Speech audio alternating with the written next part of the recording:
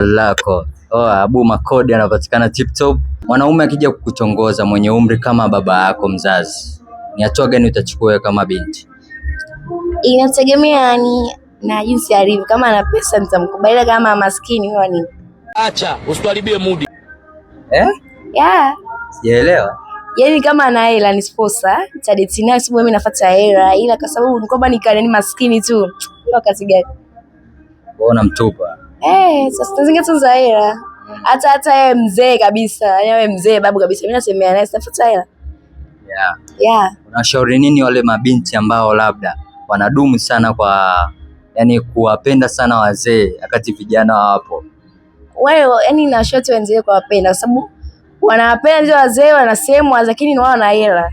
Wana hela, wanapendezwa na nini, lakini unaweza kumpenda kijana mwenzao kila siku nywele tano nini, upendezi umevaa kijola hapana. You got it.